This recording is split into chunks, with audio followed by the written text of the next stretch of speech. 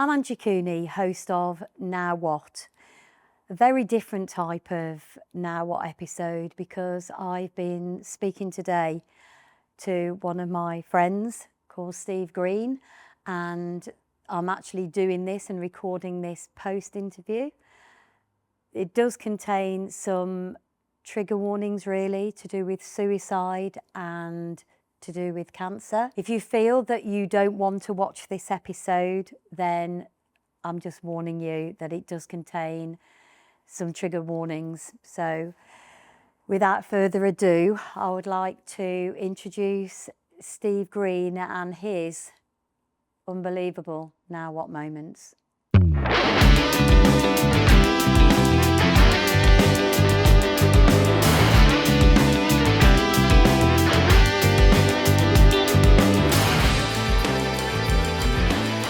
Today I'm joined by the fantastic Steve Green from Simply Green. So what I'd like to know, of course, is your Now What moments. My Now What moment? So set the scene, go back. So for the people who don't know anything about you, Steve Green, and who are you? So I'm Steve. I've been an estate agent for 25 years. Sound like you're in an AA. In an AA bloody meeting here. My name's Steve. Yeah, I worked for companies for 25 years. 10 years with my father, 5 years with one independent, and another 7 years with... Go back, forget agents, it's boring shit. So just talk to me about you as a person. So where'd you grow up? Born in Wokingham, moved to Devon, moved away to Bristol, to Bournemouth, and back to Devon in 91. Okay. So the reason for that was my father was an estate agent. He was Okay. he was an estate agent from 17 to 61. So, Wow, okay. So he worked for Mann & Co, Fox & Sons. At 32, he was the youngest managing director for Mann & Co. So that's when we moved to Bournemouth. Good Lord. So estate agencies, been in my family my whole entire life. Okay. So this podcast is about Now What moments. And as you know, and I briefly spoke to you about it before, this is about people who have had experiences in their lives that may or may not resonate with anybody that's listening or watching or however they're finding the podcast. So your dad was an agent and you obviously grew up in a world of estate agency. Yep. Now Didn't what? want to do it. Now what? Dad took his own life. Okay. Right. How old were you? I was 37. And he was 37 years of age. So were you an agent as well? Yeah, I worked for him. So I was his manager in St Mary Church in Torquay. So yeah, I'd been there nearly 10 years. So I thought it was struggling. It was 2008 market, so we remember what that was like. There was a lot of outgoings, not enough incomings, and in July, no, he didn't. My dad tried to take his life twice. Right. So in February, he disappeared. And nobody could find him. We thought maybe he'd be in Croydon because that's where he grew up, and that's where his brothers and mum and dad are buried. So the police were searching for my father. We had no clue where he was. Long story short, I broke into his office and found 2 suicide letters, one to myself, my mum and my sister, and one to the finance director. My sister and my mum weren't with me when I found those letters, so I had to break that news to them that I'd found these letters. Now, the following day at 7 o'clock, he was found. He was found at a reservoir, and he was found by some builders that were working on a dam up at Dartmoor. And he ended up in Torbay. He'd consumed a lot of alcohol, bottle of whiskey, hollowed the pills. He tried to gas himself with a catalytic converter, which is not possible. So he'd got out and he was covered in mud. So he was in hospital for a few days, and then he was taken home. So the business went into administration, and that was no more. So 70 people worked for that company, 7 branches. You know, a lot of money was turned over a period of time, and he ran competitions like The Apprentice. He thought he was Alan Sugar. He had the Aston Martin. He ran another competition called the Yes Factor. He was incredibly well known. So I went back to work even though that had happened, and was set upon by a variety of staff members and colleagues who obviously thought that I'd known what my father's financial situation was, and we didn't. My mother didn't even know the financial situation, Ange. And yeah, February the 9th, 2009, I was let go. by the administrators, and the business was no more.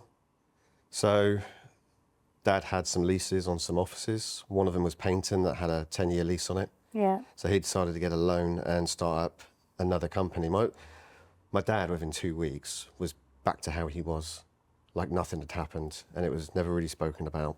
We had to go around the house, sell a lot of things on eBay to generate some money, but they had this lease. So he approached me and said, look, do you want to come and run it with me? And my what now moment was saying no to him.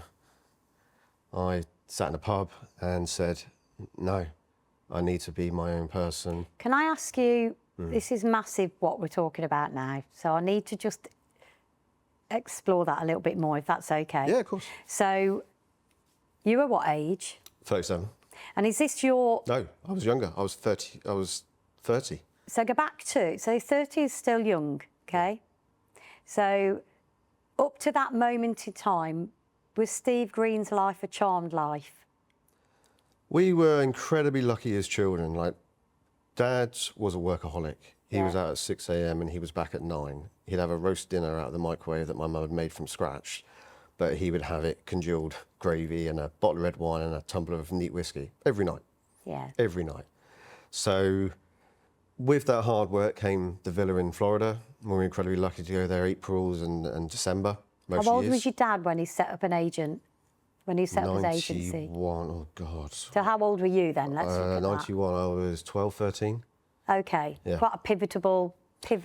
Yeah, it's tough. I moved to a different area with a different accent. Yeah. It was, and I went into secondary halfway through the first year of year 7. Yeah. So I was always a new boy through the whole of school. Dad called his business Nigel Green Estate Agents with a tagline, clean and friendly. Now the clean and friendly was that we were clean, you know, estate agents have a bad name, I'm clean and I'm friendly. And he had cars, he had very nice cars.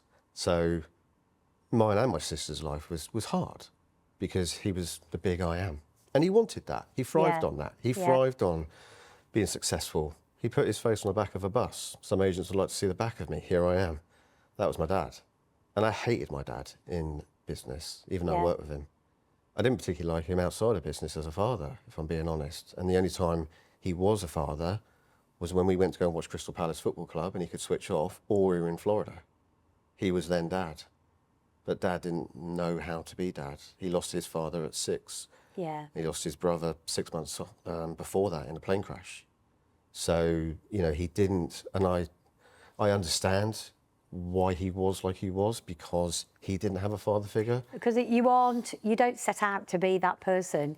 You are what you know. No one ever sets out to be a shit dad. No, and he had nothing to guide that on. Like, he had nothing to base it on whatsoever.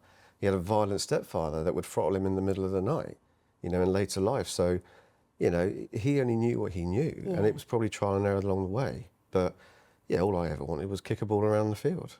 But I never wanted to be an estate agent, ever. No. But, you know, I didn't do particularly well at school, and I blagged my way through further education and ended up there. So if you were to do, it's very difficult for me to say that, knowing what you've just said in the first 5 minutes. Would you have done anything differently? Would you have gone into a different career, do you think? Yeah, I wanted to be, weirdly, a videographer. Yeah. I went to Plymouth Arts College, and for one reason or another, they accepted me for the second year. And after 2 weeks, I went to the guy that ran it and said, this is too much for me. I need to go back after doing my A-level photography and art. Yeah. And I didn't go for 2 months. I went on the beers every night. I slept until 3 o'clock, and I used to stay down at Plymouth all week, go back on a Friday and work at a local supermarket. And every single Friday, my parents would say to me, so how was this week then? Knowing full well that I hadn't been. They didn't know. I was like, oh yeah, we learnt this, we learnt that. And I go back with my frozen shepherd's pies and pot noodles, and I go back again. Yeah. So when I came out, my parents were like, we're going to Spain, you've got 2 weeks to find a job, what are you going to do? So I went through the yellow pages, thought I liked cars. My father said to me, you're either going to move to London and do it, or you're staying down here. And I didn't want to go to London. So I stayed down there, got a job at Volvo, hated it with passion. Nothing wrong with Volvos. I started love again. Volvos. No, nothing wrong with the car, but I was a partsman. I worked in the parts department because I wanted to work my way up, learn about the cars, know about the engines, then go into car sales and do that, because as you know, I can talk for England. And I hated every minute of it. Broke my leg, and Dad said, join me. Okay, so that was one of your first now what moments? Yeah, it was. That you can sit there and think, Yeah, I had to swallow my pride. Sod everybody at school that thought, you're always going to end up working for your father. We know you're going to work for your father. And I thought... flashy bastard. Yeah, Yeah. exactly. Spoon in my mouth, silver spoon in my mouth and all the rest of it. We weren't. They weren't like that. My parents didn't, like, spoil us. They didn't No. spoil us. They took us on nice holidays, but there was rules, like, there was regulations. When I worked for Volvo, I was living from home. I was earning £400 a month. My father took 250 quid in rent. Yeah. I was left with £150. Now, at the time, I hated him for it. But now, he gave me a value of working hard and value for money and things like that. So I don't begrudge it now because it gave me a good base. Yeah, of course. So, yeah. So you worked for the corporate? Yeah, it? I worked for an independent. I was on 25, 27 grand basic with my father. Yeah. And I applied for a variety of jobs, but we're in Exeter, which is about 20 miles outside of my area, and that area doesn't know me and I didn't know it. Yeah. So I joined a local firm that was starting from fresh. An old Connells director was starting a company, and he offered me 12 grand basic, £30 for every sale, £50 for every Nice. listing, or the other way around, whichever way it was. And I took it because I thought to myself, I've got nothing to be ashamed of. Yeah. And I stayed in the town. I actually worked in the office next door to where I found my dad's suicide letters. Shit. So Okay. I remember falling to the floor outside that at 2 o'clock in the morning. And I worked in that office for 5.5 years. So yeah, 12 grand basic. Why? Why? I'm not on about the 12 grand basic. Why did you stay? Stayed with the... Working where you found your dad's note? Because I wanted to prove people that I'm a bloody good agent, to be honest. Okay. I wanted to prove that Dad's dad and I'm me. And you're you. And this big shadow that I was hidden behind for quite some time, I've said it in some of my LinkedIn posts recently. I was always known as Nigel's son. Nobody knew me. Nobody knew me at all. And I thought, I need to build my brand Yeah. whilst taking this low wage. Yeah. But it excited me because it was a fresh start. It was a fresh company, and it was me and this guy. And we did really well. I think I turned over in 5 years, 650 grand myself in commission. Wow. So, and I chose to leave because there was 2 business partners in that, and one bought the other one out. And I approached them and said, well, you know that I want to be part of it, so I'd like to buy 20% shares. Yeah. And I was told to remortgage my house and open up this company's name in Torquay. And it was at that point, that was my next now what moment. Now what, yeah. Where I was like, I'm going to leave and join this up and coming brand that has got some really good ideas, and I landed a new homes department. And he'd always wanted to be this guy. This guy that I joined after this first independent was actually employed by my father.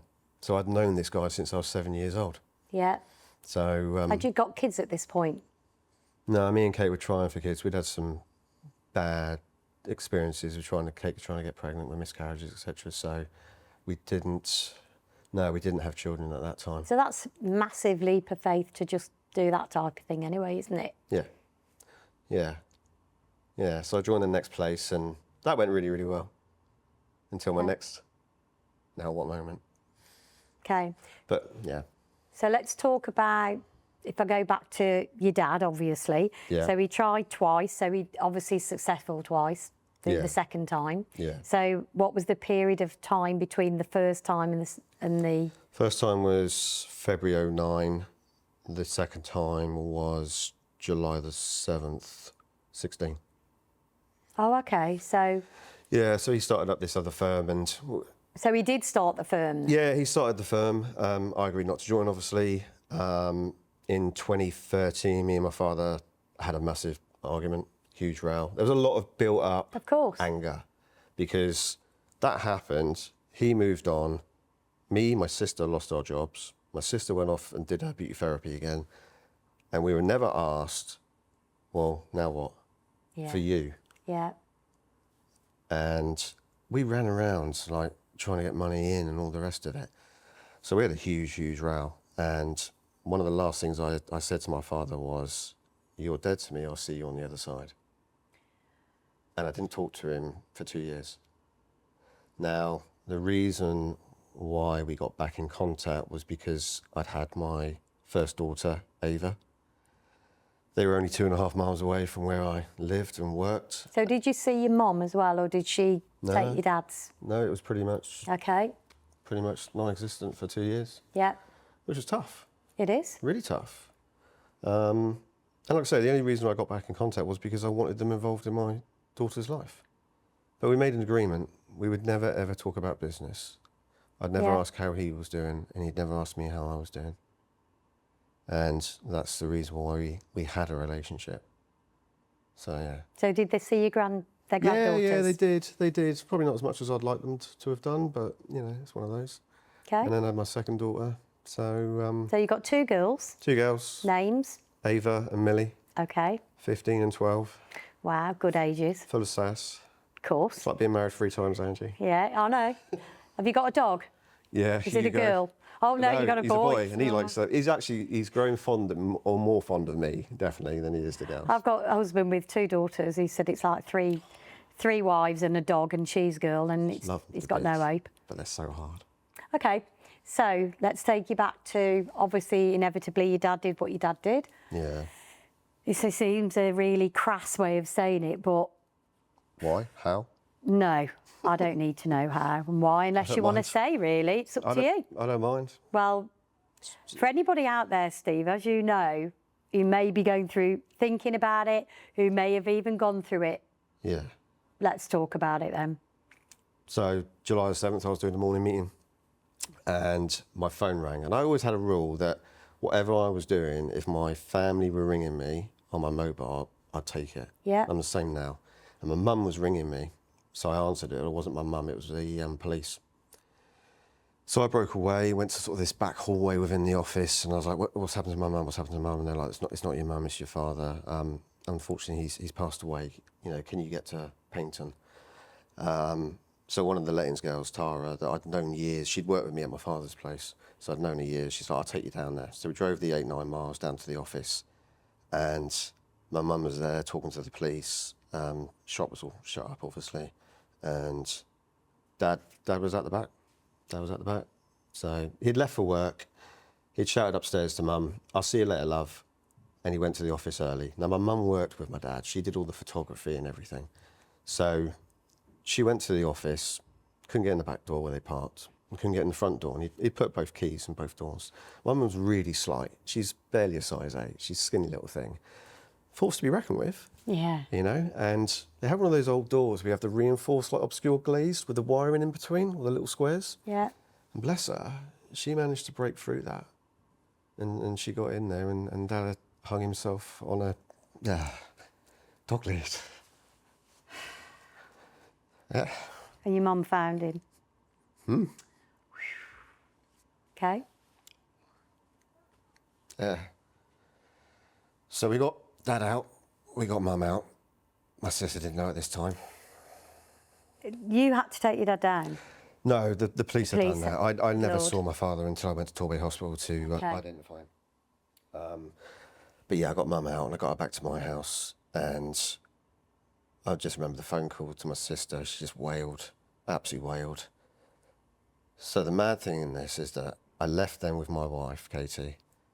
I drove back to Dad's office that same day after ringing the office that I was managing for this company and saying, "Is everything okay? Have you changed this appointment? Have you changed that appointment?"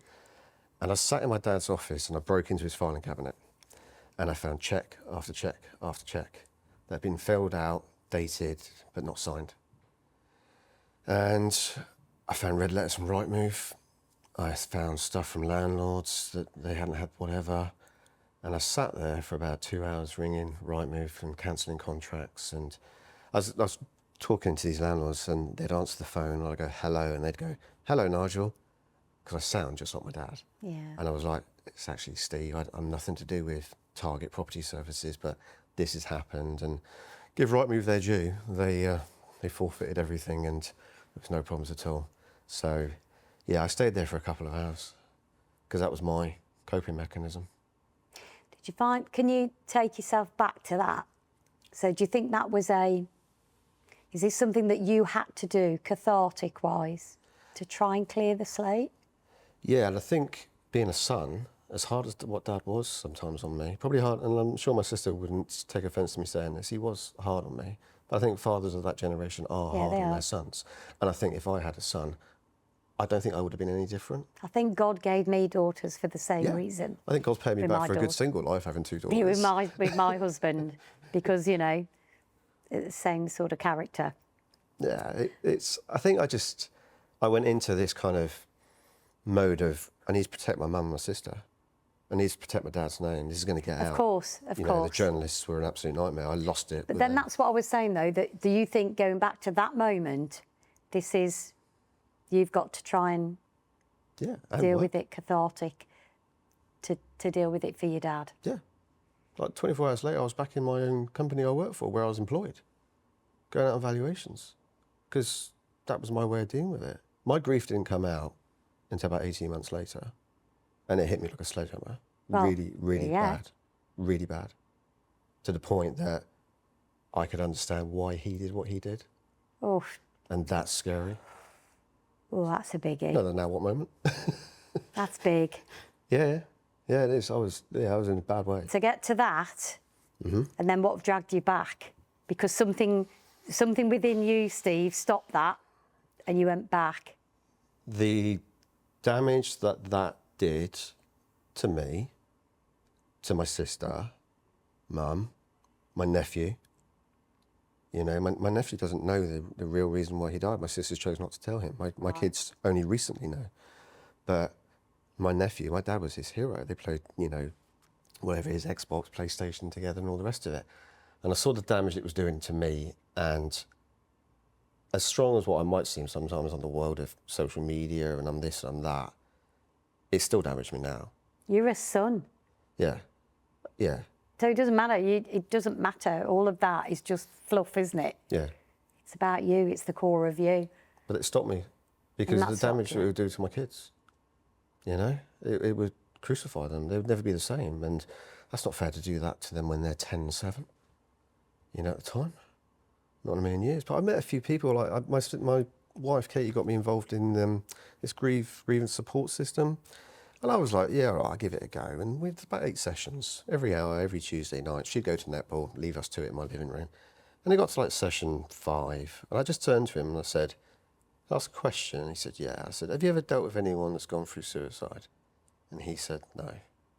And that was it. I switched off. Yeah. And I plummeted back down again. So I used to wake up in the middle of the night, just screaming, stood in the middle of the room. And Kate would like, come on, Steve, it's all right. Come sit down, it's all right, it's okay, it's fine. Yeah. Because I'd replay what he did. So she got me out of it. Definitely, Kate got me out of it. Cycling got me out of it. Finding that passion of cycling where I can just cycle on Dartmoor and scream to my heart's content and nobody can hear you. So, yeah. The problem with and I can talk about this because it doesn't. One of my friends did it, okay, and you as a bystander, if that's the right word, I don't know whether that's the right word, you feel completely helpless. You feel that if only I'd have took a call, why couldn't they ring? You go through all that gamut of emotions, don't you? Yeah. But at the end of the day, and I am friends with his son, and I said to him, you know, the difference is he chose to do it and it was his choice and he made that choice. Yeah, and I don't think no matter what you beat yourself up over, I could have done this, I could have done that. If they're in that mindset, nothing you say or do is going to change them. No. You know, like, you're not thinking about anyone. Like, when I was in that place and I thought, you know, about doing it, I'm not going to lie, I did. To me, it was like me being in a big black room, me being in the middle here, and this big film, like 10 foot high, circle film all the way around. And everybody's outside of that film that you love and care for, your friends and your family, but you can't see their faces. Yeah. And they're there and you care about them, but you're doing this to protect them. And he did that Yeah. to protect Mum and us, you know? Don't get me wrong, if he walked in here now, I'd smack him in the face and put him on the floor. Then I'd pick him up and I'd hug him. There are groups available. There are groups out there. And one of my guests, actually, her son committed suicide. He was 17. that's in a later episode. Sorry. And it's called, she's involved with survivors of bereavement by suicide, because it is a unique club. This is how they phrase it, that no one ever wants to belong to. Yeah. And that's where you are, really. Yeah. You're in a club that death is death, and that's obviously got its own connotations, however people die. But that's a unique club, isn't it? Yeah. That's just... The scary thing is it's becoming more and more common. It is. You know, since my father passed away, 2 of my school friends have taken their own life, and I've been to both of their funerals. Yeah. You know, it's incredibly common, which is a scary thing, which is why I want to do things like this. It's why, you know, I'm open, I'm honest. I don't mind talking about it. I don't mind talking about all of the details in regards to it, because if it goes out there and it helps someone, that you can push through it. You can, yeah. You know, and you've just got to find that one thing that you've got that focus on and talk. You know, it's a bit cliche, but you do. I think that it's whether you're a man or a woman. Yeah. It's about talking to people, and actually I have this little saying, and this too will pass, because I've been in that moment. I've been at this point and in that moment, and then one of my now what moments is my husband said to me, "Come on then, let's do it. Let's do it. Let's do it. Let's just do this, and let's just, you know." And then I snapped out of it and went, "Don't be so bloody stupid."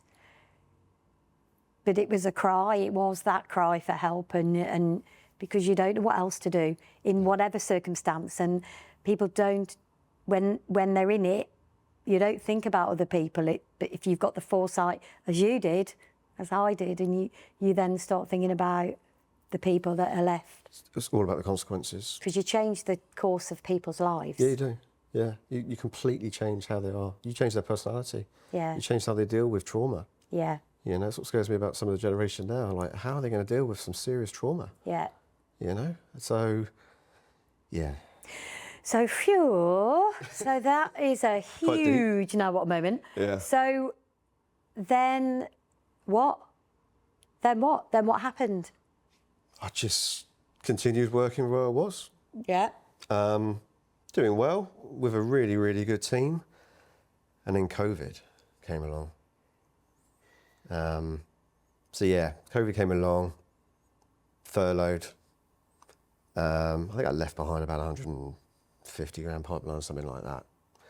And that was banked while we were on furlough and not paid in commission. Yeah. So I went back to a 20 grand pipeline. My team went back before me, in fact, and I sort of questioned it and was told politely to get back in your box. Focus on homeschooling your children. Yeah. And I thought, I was 41 at the time, and I thought, well, if you can do that now, what are you going to do at 51? You know, it's a tricky age, isn't it? You've got lots of youngsters coming through. Hey, listen, More I've energy. had 20 years on that, because I always think 10 years, you gain a line on your neck, like a tree, and then every 10 years you have a now what moment. Absolutely, you do. Yeah. Yeah, and I remember my father saying to me when I left the first independent after he lost the business, if you leave this first independent to go to your next independent, this has got to work. Because if you start to leave here in your 40s, it's a lot harder.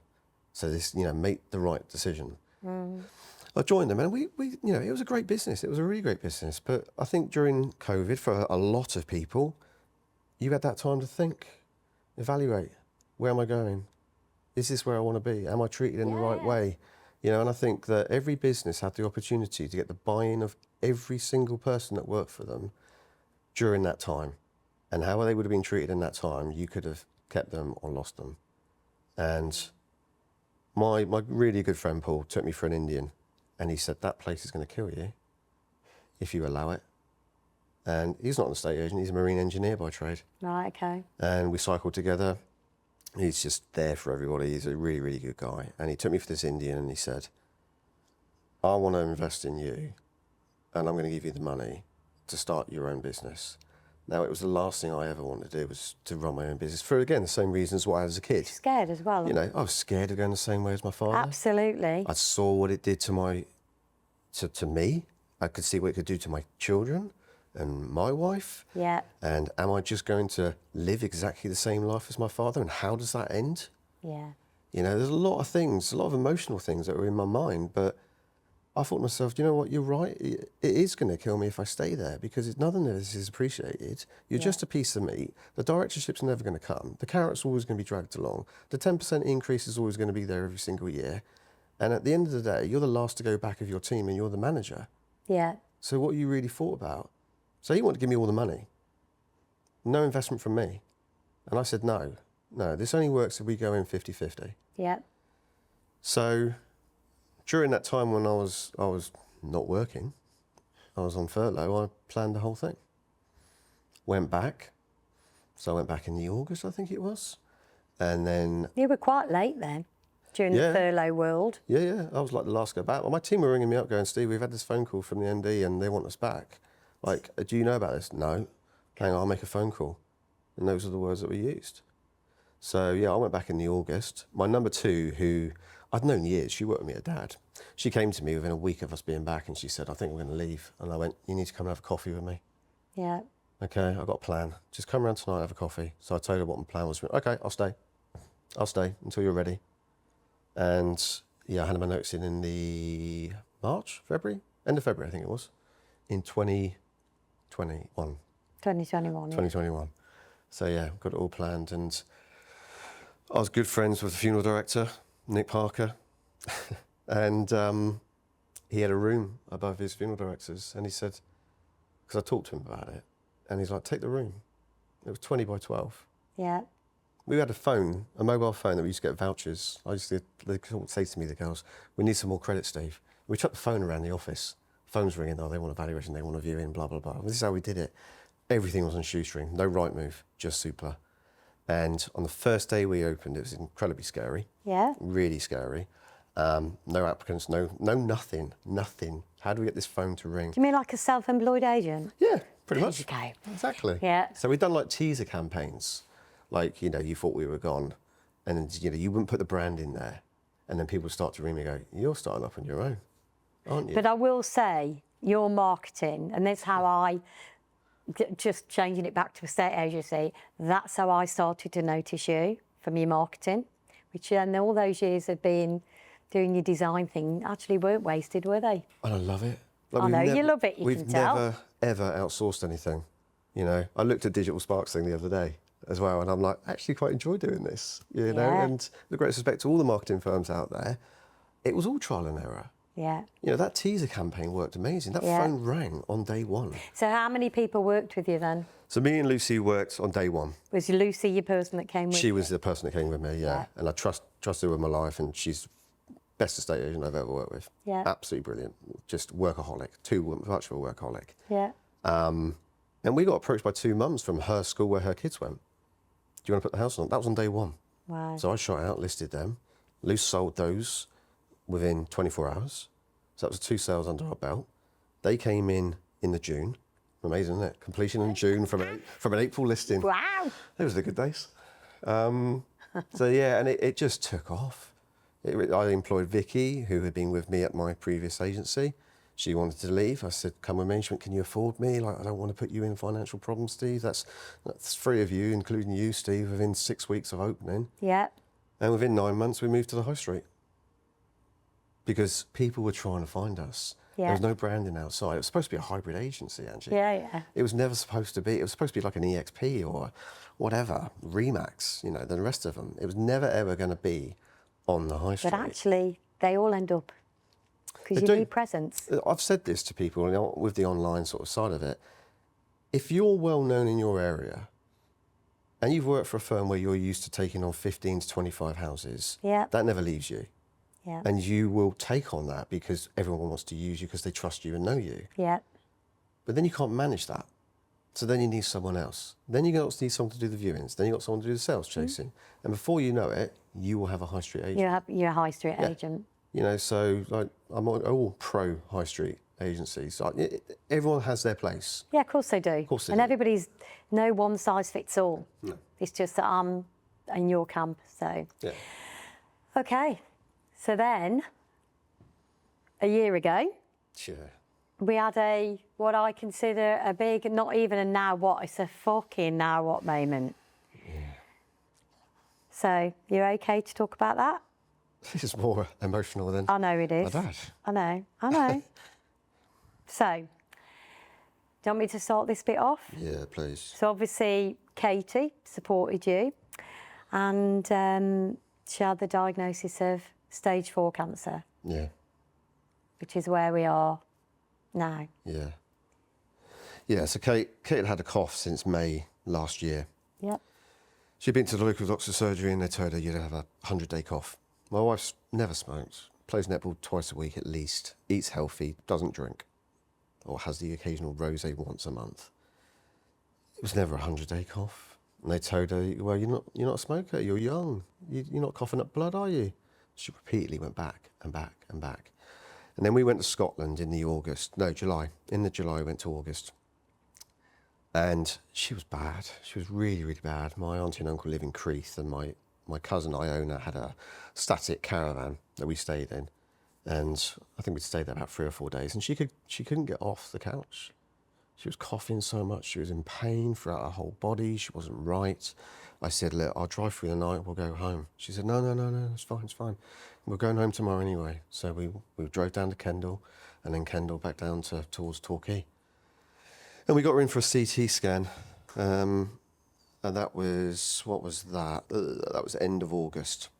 That was on a Saturday morning, because I remember I was trying to get Oasis tickets, and I was sat in the waiting room while she was having a CT scan, and I was in the actual waiting room of getting these tickets, and I didn't get tickets in the end. By the Tuesday morning, I was back at work, and Kate had the phone call, and she'd rung me, and she was in tears. Torquay Hospital had rung her and said, you need to come into hospital now. So that evening, they told her that they'd found a phenomenal amount of fluid around her heart, and they drained 1.8 litres of fluid. And she's only a dot. Yeah, she's like 48 years of age, and she had nearly 2 litres of fluid. So that was sent away for testing. They thought it was either going to be TB, pleurisy, or pneumonia. And then on the 10th of September, I arrived to visit her. She'd been in there about a week, 10 days, something like that. And there was 2 doctors I hadn't recognised. You get to know, don't you, the usual ones that come in. And within 2 minutes of me being in Kate's room, they were in a whole load of books underneath. And they gave the news that Kate had stage 4 non-small cell lung cancer, found predominantly in young women that don't smoke. And she's got the rarest form. And that it tracked from heart to the lung. And the mad thing about it, the lung on the left where the fluid was around the heart hasn't got any cancer on. The cancer's on the right lung. So we can't do immunotherapy. It was stage 4. And 2 days later, they did a scan on her head, and then announced 2 days after that she also had a brain lesion stroke tumour on her head, in her brain. So we've been on this journey for just over 12 months, literally just over 12 months. And you're raising money? Yeah, raising money for Rowcroft Hospice. So I did a cycle event in Italy, which was coast to coast in one day, 175 miles. I know, I've seen the evidence. So And the videos. It's been amazing. Like, people have been so generous. We're at £13,500. I think we've cut it now because it's probably at the end. But yeah, Rowcroft Hospice support young families in the southwest, and they've been amazing. We probably need to use them more, if I'm honest. Certainly for the kids, because they are very up and down, bless them. Yeah. But we don't keep anything from daughters, Ava or Millie. We are up front. We tell the kids. We told them. Okay, just got discharged on the Saturday, and we told the kids when they came home from school on Monday night. Yeah. Hardest thing I've ever had to do. So she's been on a treatment plan. So that was osimertinib tablets. So the idea was to contain and manage. And in April, we were told that those tablets were no longer fighting the cancer, and the cancer had grown in the brain and in the lung. So they started the next phase, which was chemo. So Kate's had 5-6 rounds of chemo, and where she's at now is the best I have seen her since before we got diagnosis. There is no pain, there's no breathlessness. She couldn't walk upstairs, Angie. She couldn't walk upstairs. Like, she gets her bad days now. About 24, 48 hours after chemo, she'll have a low day, which we got used to. She'll lie in bed. But she is the strongest woman I've ever met, by you. She has this personality where she's like, Well, we got this mantra, her mantra, fuck it all. Because I watch what you do, and I know, Yeah. sorry about I watch what you do, and I know that she's incredible. And She's so you selfless. just go and watch some football team that I cannot remember what Crystal Palace, Crystal Palace. FA Cup winners, which was the last game I saw with my father, was the FA Cup final in 2016. So 47 days after that game, he took his own life. Yeah. So I don't know what I believe in, but Palace being in the FA Cup final this year, with everything that's happened, and particularly now that Kate's ill, it was written. It was written, and that was the best day ever. I know, sorry. Ever. For you. But she is so strong. Like, she's there now. Like, As we speak, she's there, isn't yeah, she? and I'm waiting for the up-to-date results. So we had the results in July, where the cancer decreased, which was amazing. So we knew chemo was working. She's had some complications with her liver. Just wasn't functioning right, but that's been given the all clear. Her kidneys, for some reason, started to not work as they should do. But we had a scan 10 days ago, and they said they can't see anything there. They can't work out, is it the chemo drugs? There's 2 bags that she has every chemo session, every 3 weeks. One's a more invasive bag of medicine drugs than the other one, and they think that might be affecting the kidneys. But she's had some scans. I'll find out once we finish this what's the latest is, and fingers crossed it's as it was. It could have grown because the chemo hasn't taken place, but we'll hit it head on and I have. deal with it. I just have sorry. My cousin, I don't know whether I said this to you on the phone, but my cousin's recently died, and she had cancer for 40 years, Steve. I think you rang me and told me. 40 years. Yeah. So, what they do now is just phenomenal. Yeah. And The idea is to contain and manage this. And Kate's first question when she got diagnosed was, will I play netball? yes, And the doctor has said, if you react well, and Yeah. there's every reason you don't smoke, you don't drink, Yeah. you eat healthily. You know, we've gone into overdrive with research in everything under the sun in regards to alternative medicine. yeah, I've got a shelf full of alternative medicine from all this research that my brother-in-law Ben in Dubai, who's Yeah. in pharmaceuticals, did. But Kate wants to trust the oncology, and I get that. But it is very hard to look at this stuff and go, I know of people that have taken this stuff and beaten Yeah. the cancer. Yeah. And I don't want to look in the future and go, we should have tried every And the angle. problem is, I have this to let isn't her do now everything. about you, is it? This is about not. her, because it's her and yeah. her body. And Yeah, and that's exactly what I've said. I will do whatever you want to do. It's Yeah. your decision. It's your life.